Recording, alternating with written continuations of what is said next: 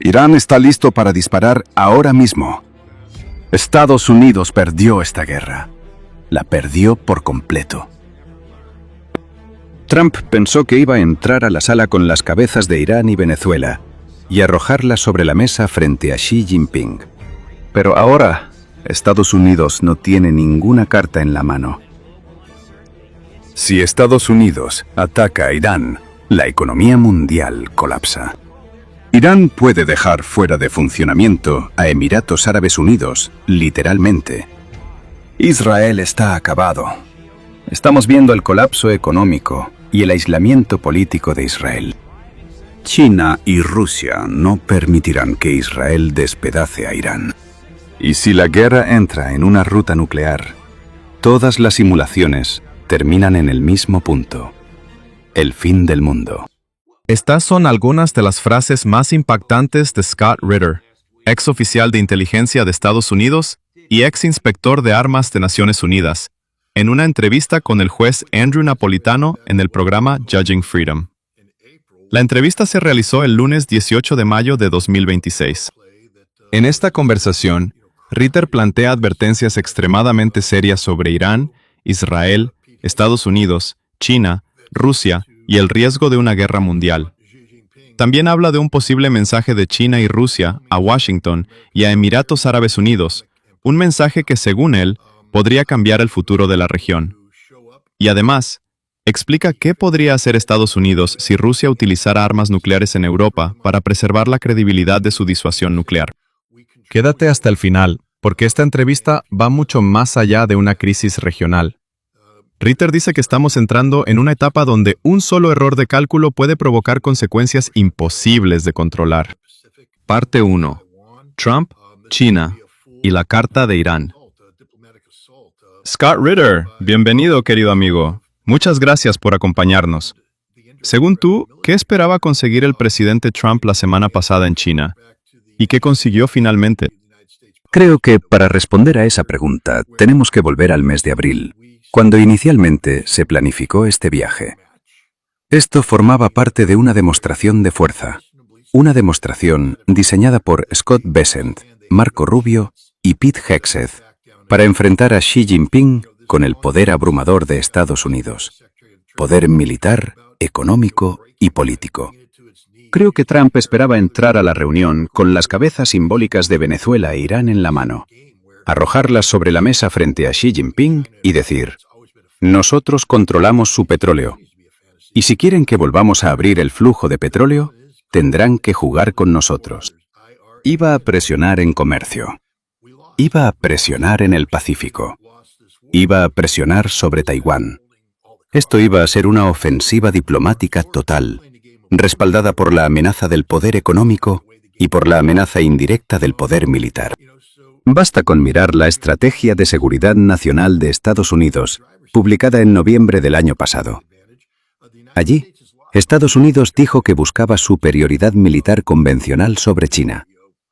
Es decir, que nuestras fuerzas armadas fueran tan claramente superiores a las de China, que los chinos entendieran que no tenían ninguna posibilidad y retrocedieran de inmediato. Eso coincidía con lo que decía Scott Bessent, el secretario del Tesoro, cuando hablaba de quebrar a China, poner a China de rodillas, usar aranceles y otras herramientas. Marco Rubio también hablaba de aislar a China, el mismo juego absurdo que Estados Unidos siempre imaginó que podía usar para abrir una brecha entre China y Rusia. Eso siempre ha sido una fantasía estadounidense y sigue siendo una fantasía del gobierno de Trump. Pero el problema se resume en una palabra: Irán. Perdimos. Perdimos esta guerra. Perdimos directa y completamente.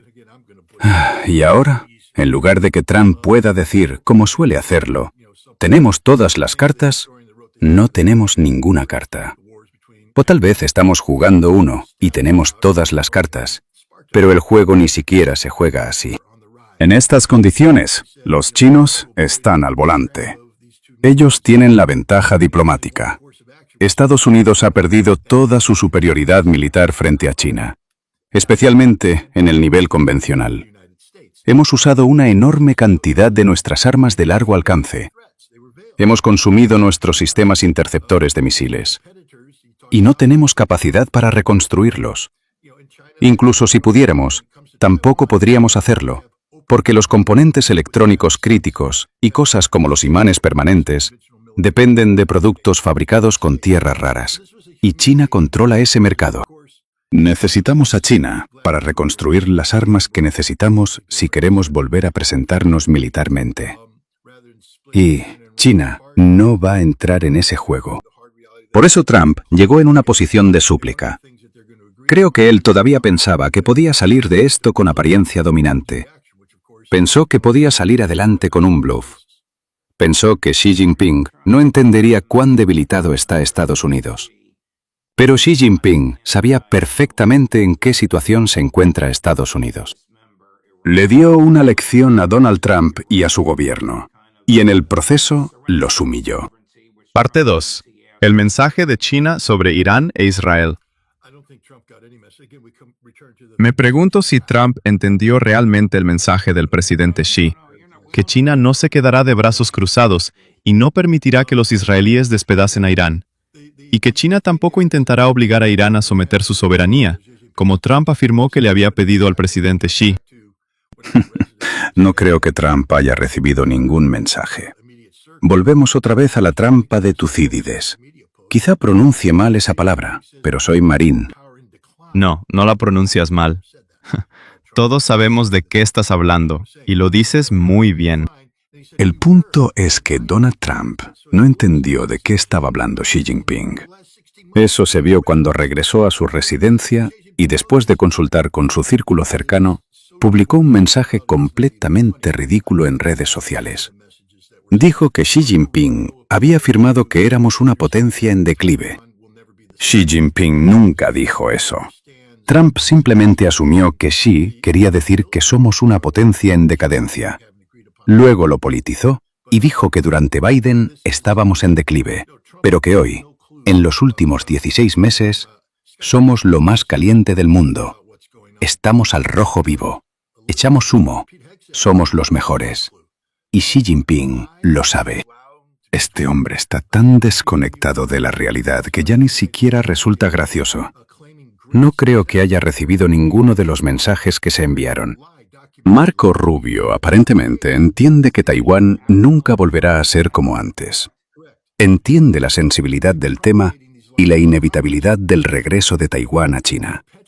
Todavía no han acordado un calendario, pero Trump no tiene ninguna idea de lo que está ocurriendo. Scott Bessent tampoco tiene idea. Marco Rubio entiende un poco, pero Pete Hegseth realmente no entiende nada. Las mentiras que se permite que se digan son importantes. Cuando Bradley Cooper testificó en el Senado de Estados Unidos y afirmó que hubo un gran éxito en la campaña aérea contra Irán, eso fue una mentira directa. Mentiras documentadas. Sabemos que eso no es cierto. Ese es el almirante que comanda el CENTCOM, ¿correcto? Correcto. Y al repetir esas mentiras ante el Congreso, mantiene la idea de que el poder militar estadounidense es algo que debe ser temido y que los países le tendrán miedo. Pero Irán no le tiene miedo. Ya resistieron 37 días contra lo mejor que podíamos hacer. ¿Y creen que la próxima vez lo haremos mejor? No, no lo haremos mejor. China también lo vio y entendió que no tenemos nada en la mano. Ese golpe final que todos temían resultó no ser más que un golpe débil de jueves por la noche. Y ni siquiera un buen golpe, sino uno lanzado después de haber bebido demasiado en un bar. Parte 3. ¿Estados Unidos se prepara para bombardear otra vez a Irán? ¿Trump se está preparando para más bombardeos? Y si es así, él, Hegseth, el general Kane o quien sea que los asesore, ¿no aprendieron nada de los últimos 2 meses? La respuesta es sí, están preparando algo. Mi impresión es que lo que están preparando es una campaña muy corta y extremadamente violenta. Una campaña que se persigue solamente por razones políticas. Ahora la salida para Trump es difícil, porque no tiene habilidades diplomáticas y no puede encajar los hechos en ninguna narrativa coherente. Para él es muy difícil aceptar la paz en este momento, porque si lo hace, quedará completamente claro que Estados Unidos fue derrotado. No tiene ninguna posibilidad de convertir algo que evidentemente es un desastre en un éxito. No puede ponerle lápiz labial a este cerdo. Por eso quieren una campaña muy corta y muy violenta. Los estadounidenses la quieren para que Trump pueda declarar victoria. Después podrá decir que cualquier acuerdo alcanzado se logró únicamente porque él mostró fuerza y demostró a los iraníes quién manda, y que por eso los iraníes hicieron esto o aquello. Espera que la gente no lea la letra pequeña del acuerdo. Pero los israelíes tienen otro juego. Ellos esperan que Estados Unidos, en algún momento, se retire. Por eso Israel intenta poner sobre la mesa una marca para esta nueva alianza entre Israel y Emiratos Árabes Unidos. Una alianza que se está formando. Algo parecido a una Esparta judía que se levantará para desafiar a Irán. Emiratos Árabes Unidos prácticamente se ha separado de los países árabes del Golfo del Consejo de Cooperación del Golfo. Están siguiendo su propio camino. Han salido de la OPEP+. Producen petróleo. Petróleo que no solo busca enriquecerlos, sino habilitar una alianza israelí-emiratí. Benjamín Netanyahu reveló esto él mismo cuando dijo que recientemente había viajado allí. Y ahora se acepta abiertamente que fuerzas israelíes están presentes en territorio de Emiratos Árabes Unidos y proporcionan cobertura de defensa aérea para Emiratos. Además, Israel ha coordinado con Emiratos acciones ofensivas contra Irán. Así que Israel está jugando a más largo plazo. Recuerden que Benjamín Netanyahu hizo recientemente una presentación en la que dijo que quería cortar, en un periodo de 10 años, todas las dependencias financieras respecto a Estados Unidos. Para hacerlo, necesita una fuente alternativa de financiación. Y esa fuente alternativa, en su visión distorsionada del mundo, es Emiratos Árabes Unidos. Parte 4. ¿Qué tan peligrosa es la alianza Israel-Emiratos para Irán? ¿Qué tan peligrosa es esta alianza entre Israel y Emiratos Árabes Unidos para Irán? No. Esa alianza terminará dentro de las 48 horas posteriores a hacerse visible. Irán, en este momento, y aquí tengo que decir de nuevo, no escuchen a Donald Trump. Él habla de un 13%. Bradley Cooper da cifras similares. Ni siquiera escuchen a la CIA cuando contradice directamente esas cifras y dice que entre el 70 y el 75% de la capacidad de misiles balísticos de Irán permanece intacta. Ni siquiera escuchen otros informes de la CIA que hablan de 90% en algunas áreas. Escuchen a Arakchi, 120%.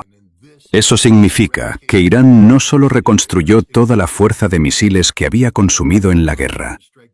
Atención, no la perdió, la consumió, sino que además la aumentó en un 20%. Irán está ahora al 120% de capacidad.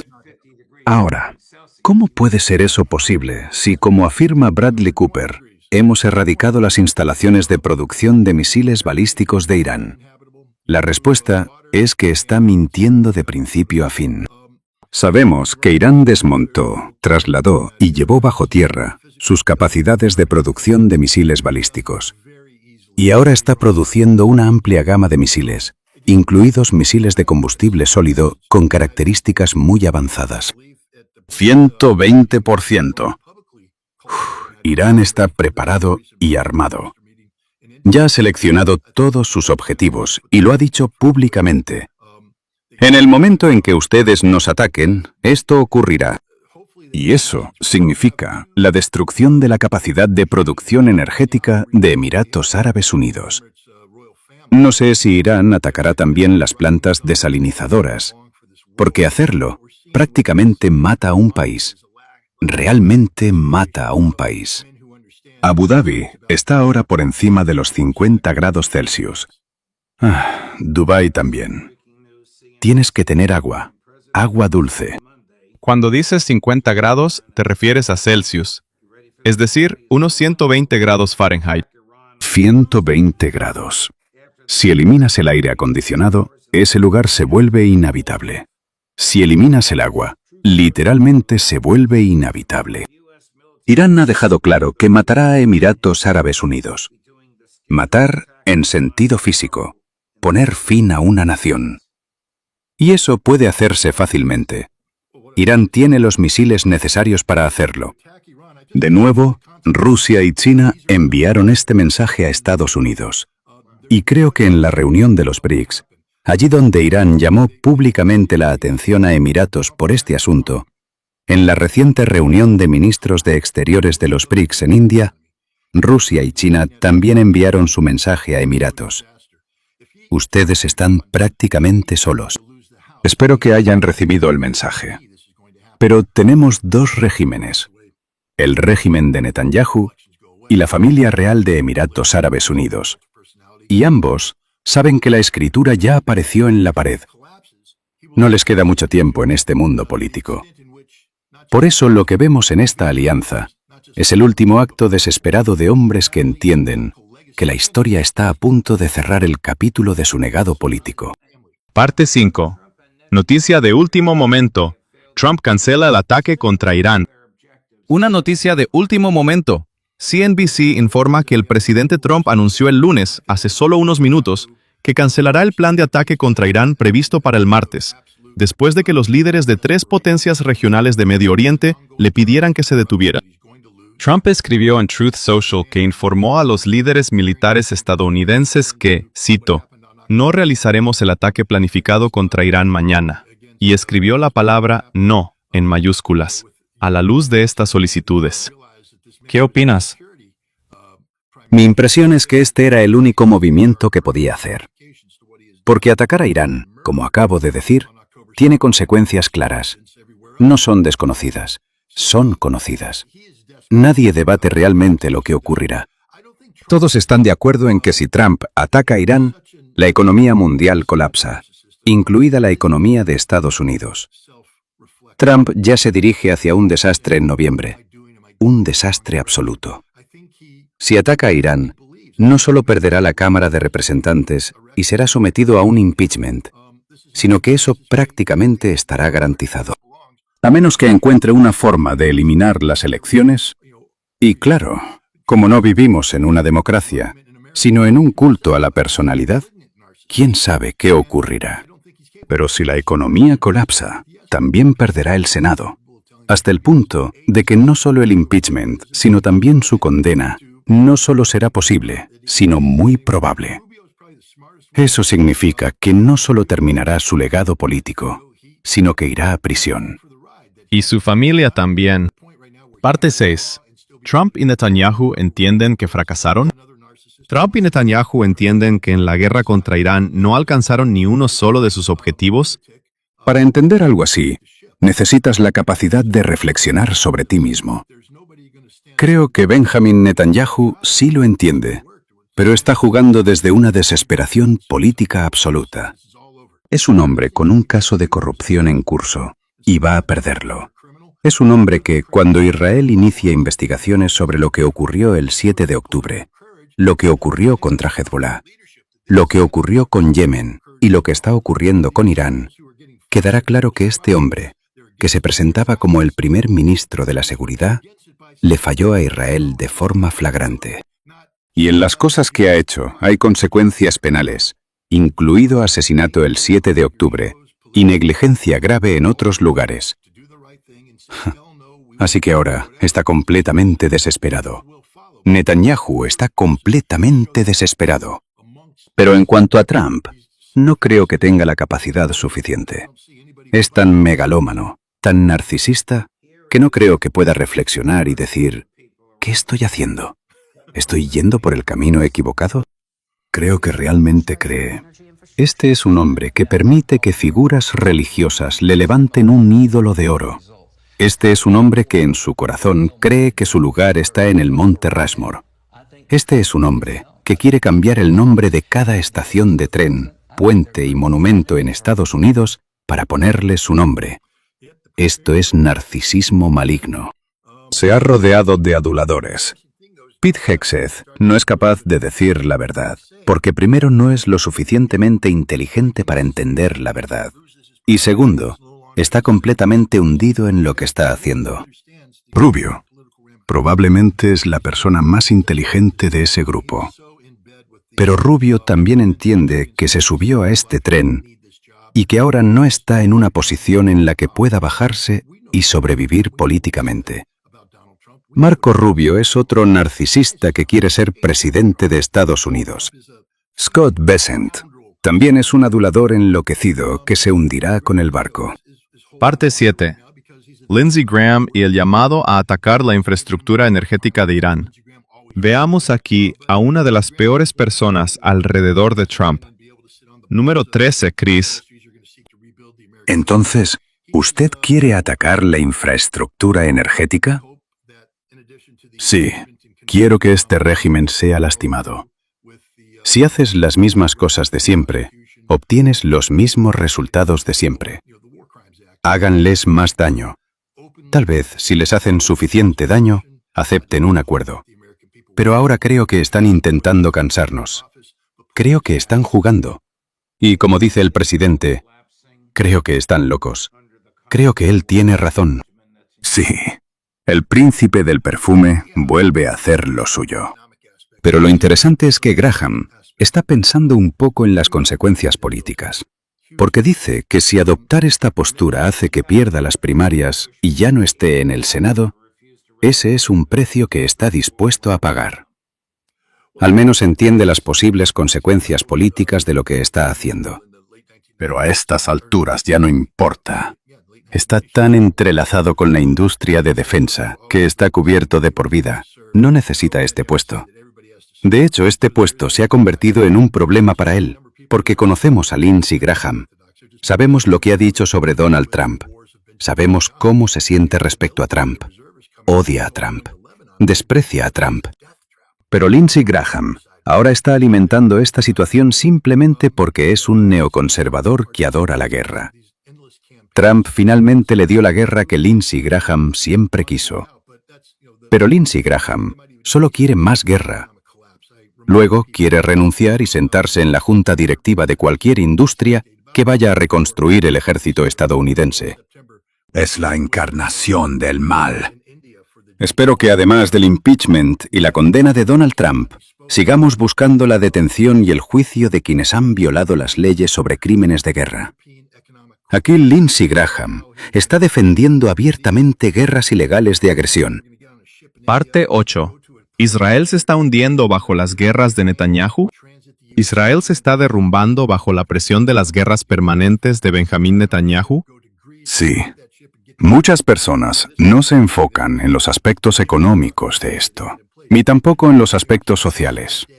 Hoy existen enormes fracturas en Israel, fracturas muy grandes. 80.000 hombres judíos ortodoxos, 80.000, se han negado a registrarse para el servicio militar.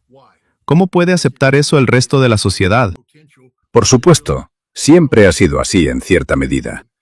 Cuando yo estaba en Israel a finales de los años 90, los ortodoxos siempre eran así. No se esperaba que sirvieran. Ahora Netanyahu dice que todos deben servir. Así que esa fractura existe.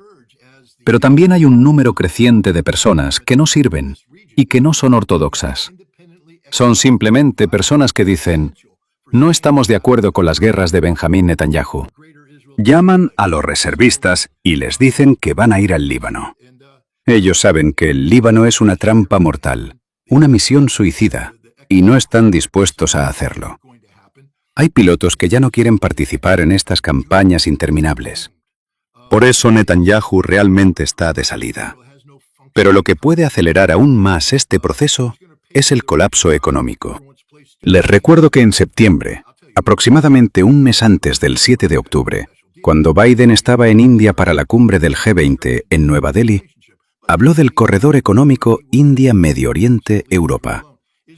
La idea era que los contenedores salieran de India por barco hacia un puerto en Emiratos, luego cruzaran Emiratos por tren, entraran a Jordania, pasaran por Israel, llegaran a Haifa, volvieran a embarcarse hacia Grecia y luego siguieran hacia Europa.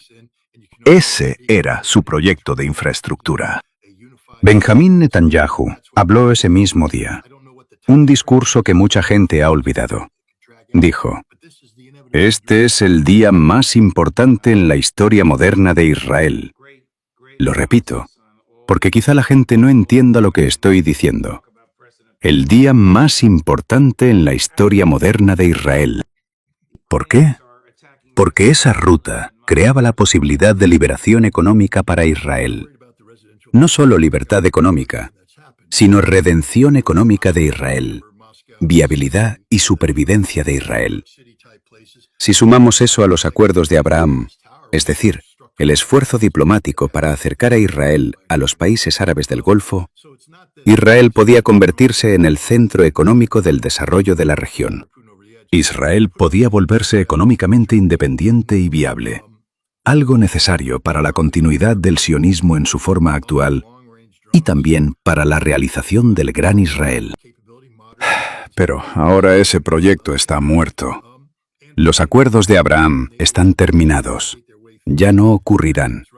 Ese corredor económico simplemente no ocurrirá. Eso significa que Israel está condenado económicamente. Condenado. Estados Unidos no pagará por Israel para siempre.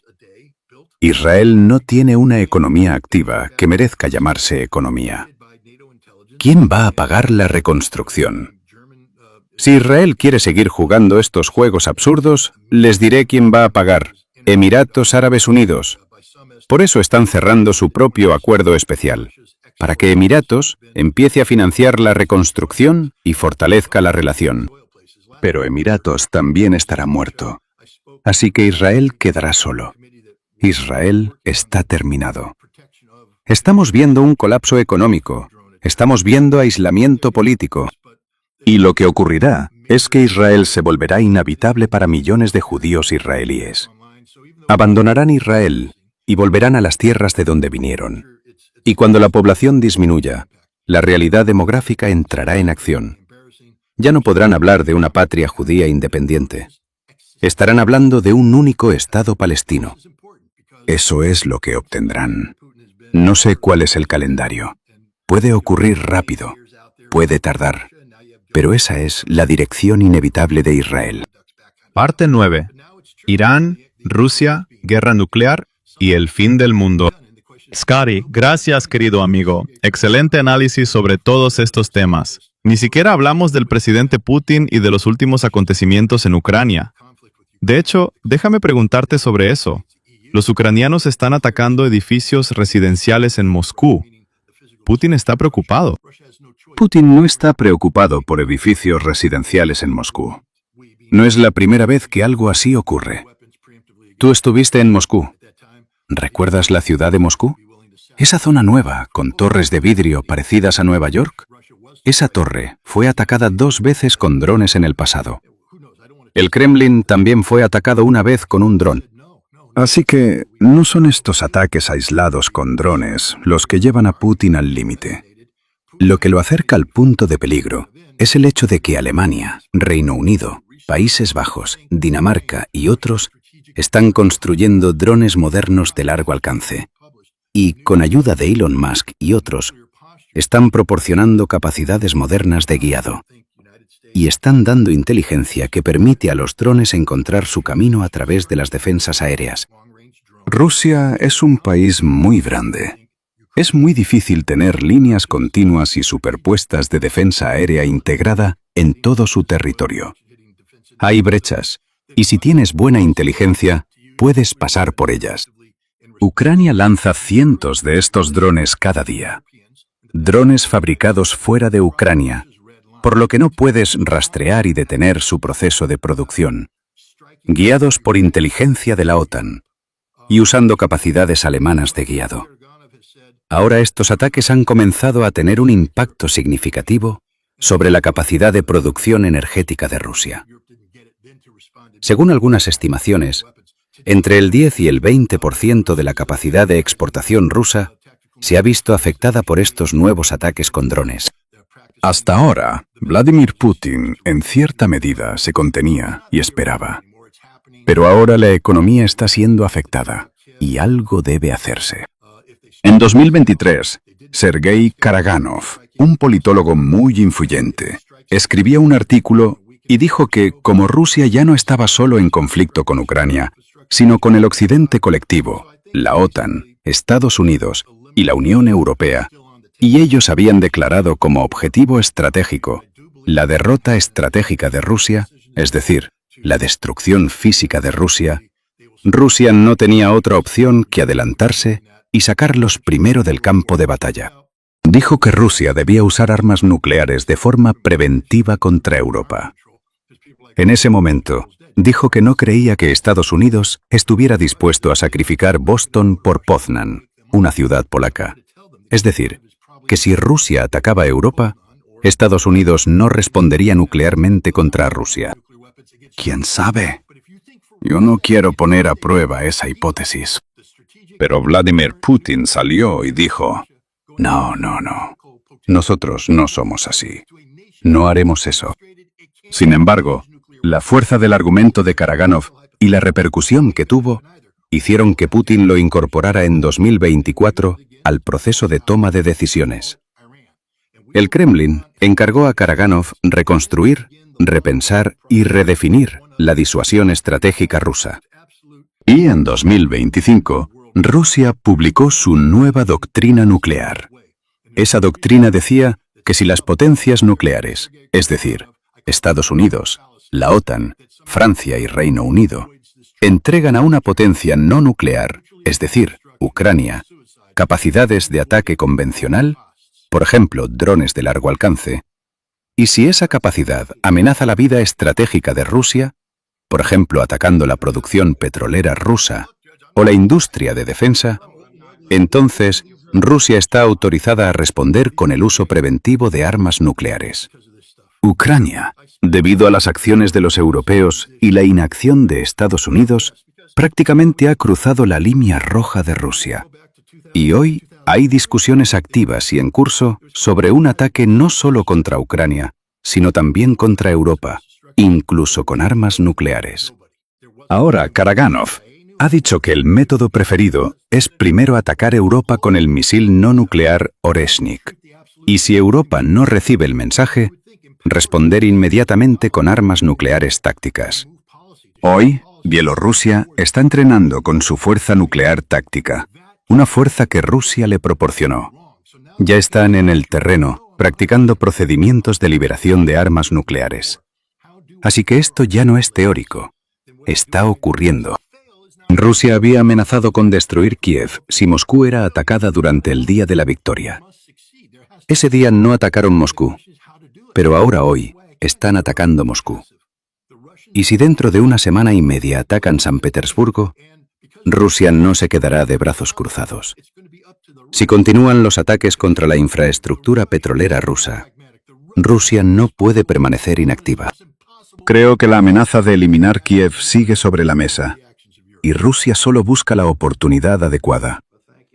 Pero creo que si se toma la decisión de lanzar un ataque decisivo contra Kiev, eso no ocurrirá de forma aislada. También atacarán instalaciones principales de producción en Europa.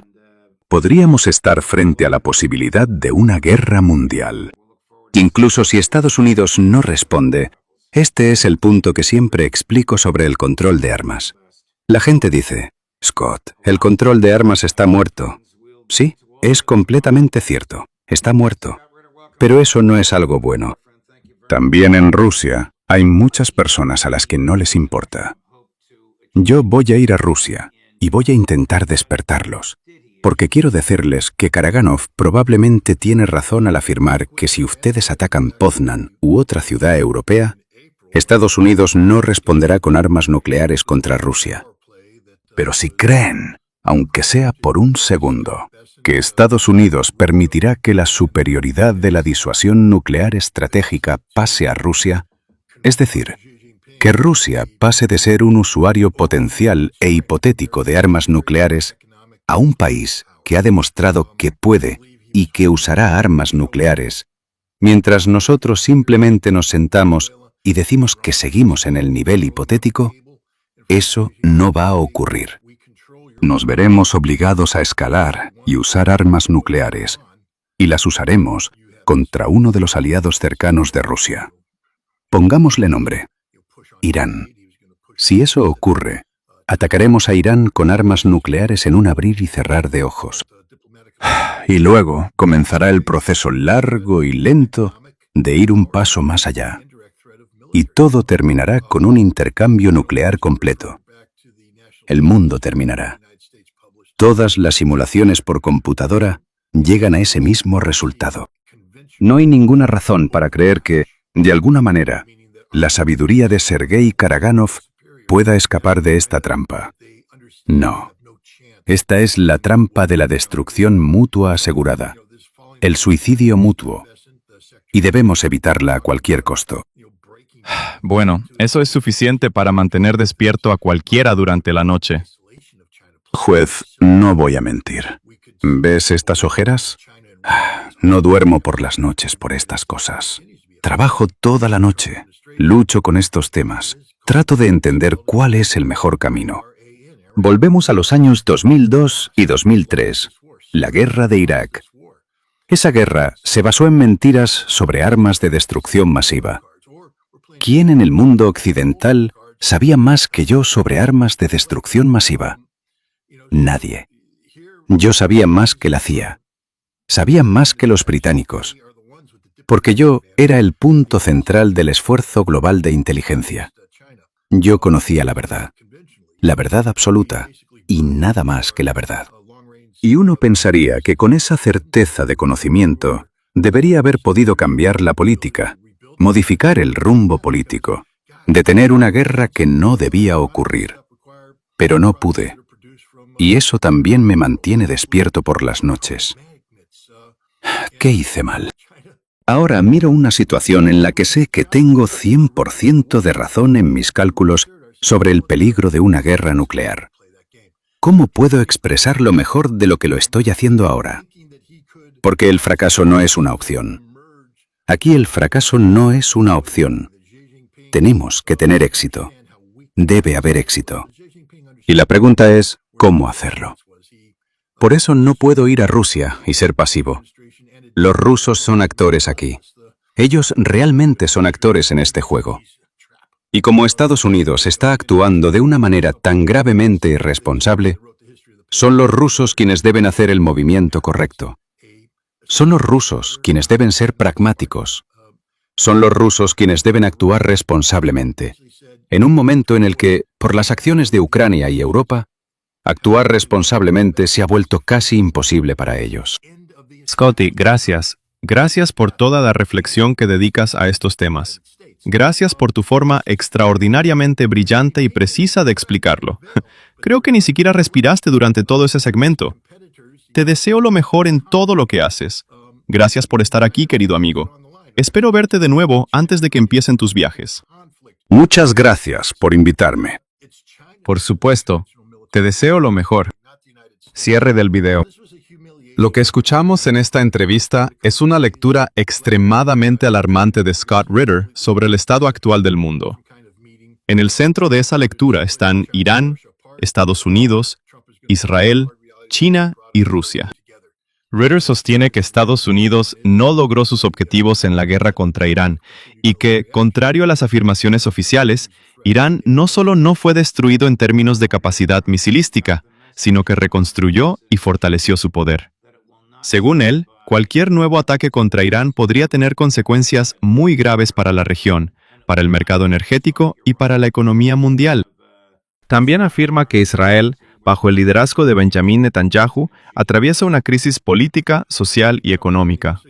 Para Ritter, el intento de formar un eje Israel-Emiratos contra Irán no es una señal de fuerza, sino el último esfuerzo desesperado para preservar la posición de Israel en la región. En la parte dedicada a China, Ritter insiste en que Washington ya no es la potencia indiscutible de antes. Según él, China ha visto la debilidad estadounidense y entiende que Estados Unidos ya no puede obligar a todos a retroceder mediante amenazas militares y económicas. Y finalmente, Ritter advierte que la crisis de Ucrania y el choque entre Rusia y Occidente, si no se controla, puede empujar al mundo hacia una guerra extremadamente peligrosa e incluso nuclear. La conclusión de esta entrevista es clara. El mundo ha entrado en una etapa en la que el error de cálculo de un líder, un ataque limitado o una decisión política de corto plazo pueden desencadenar consecuencias imposibles de controlar. La pregunta principal es esta: ¿todavía tienen los líderes del mundo la capacidad de ver la realidad? ¿O solo despertarán cuando ya sea demasiado tarde?